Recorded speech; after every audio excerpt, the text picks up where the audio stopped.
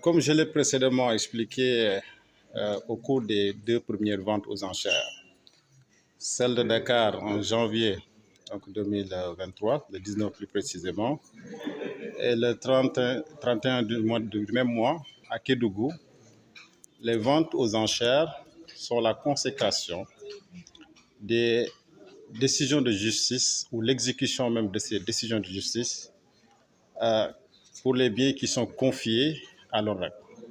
Je rappelle à ce titre que notre mission est de gérer les biens saisis et confisqués dans le cadre d'une procédure pénale. Et donc, dans le processus de transmission de ces biens, les autorités judiciaires ont cette compétence d'apprécier pour les procédures qui leur sont soumises, de voir est-ce que des biens ont été identifiés qui sont en lien avec l'infraction poursuivie, soit parce que ces biens constituent l'objet de l'infraction, soit parce que ces biens constituent l'instrument de l'infraction, soit parce que ces biens constituent le produit direct ou indirect de l'infraction, ou des biens dont la personne a la libre disposition.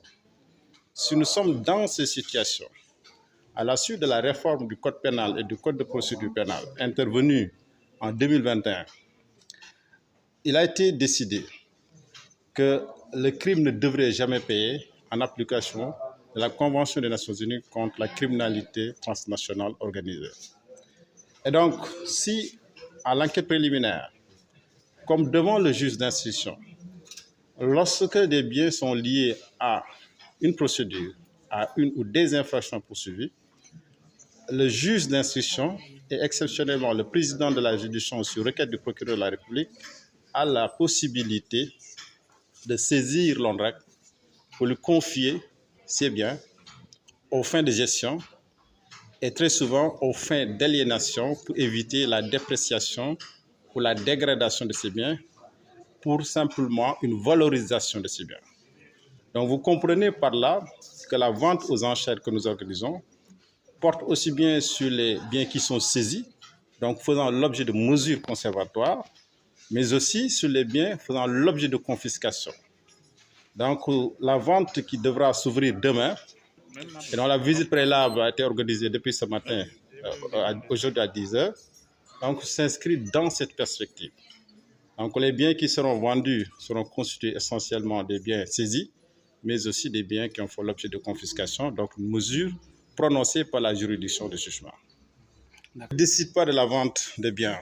L'ONRAC agit sous mandat de justice, comme je l'ai expliqué tantôt. Maintenant, si nous avons des décisions de justice qui nous confient des biens à aliéner, donc à vendre, nous apprécions par rapport à la consistance de ces biens. Si par exemple on se rend compte sur une certaine périodicité, c'est-à-dire sur 2 mois, sur 3 mois, que nous avons un nombre important de biens, nous organisons une vente aux enchères. Parce que la finalité de tout cela, c'est d'éviter, comme je l'ai dit, la dépréciation des biens. Il faut agir avec célérité. Chaque fois que, par exemple, on nous confie un bien, et l'idéal, c'est que dans les 2-3 mois qui suivent, qu'on puisse organiser une vente aux enchères.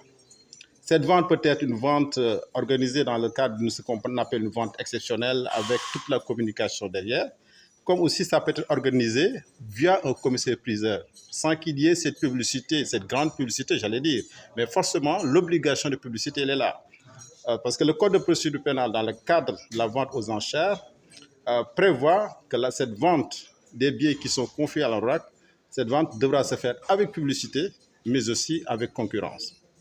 Et quel bilan fait? Le bilan qui a été déjà fait pour la première vente de Dakar, comme celle de Kédougou, pour Dakar, si vous vous souvenez, nous avions dit qu'à la suite de la vente aux enchères, nous avons pu récolter un montant de plus de 150 millions. Et pour ce qui est de la vente qui a été organisée à Kédougou, nous avions aussi une belle moisson parce que le montant de la récolte a été évalué à plus de 450 millions. En cours, à ce niveau, c'est ce qu'on peut dire par rapport à l'évaluation des biens, enfin des montants qui ont été récoltés à la suite des biens qui ont été confiés à l'ONRAC au fin de vente. L'esprit qui a guidé même la réforme, entre autres, du Code pénal et du Code de procédure pénale. Pourquoi désencombrer les unités d'enquête de façon générale?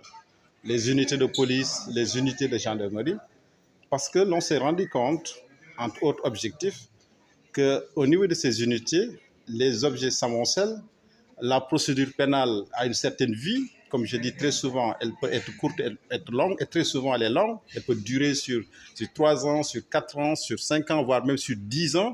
Les biens qui sont saisis donc, sont parqués très souvent au niveau de ces unités d'enquête, parfois même au niveau des salles de scellés, au niveau même du parking des parkings des tribunaux. Et au fil du temps, s'il n'y a pas une gestion, s'il n'y a pas une prise en main de ces biens peuvent se dégrader, peuvent se déprécier. Et par conséquent aussi, le fait de vendre, le fait d'aliéner permet de désencombrer et de laisser de la place éventuellement pour d'autres biens qui doivent faire l'objet d'une saisie ou d'une confiscation en attendant que la machine soit mise en branle au fin d'aliéner.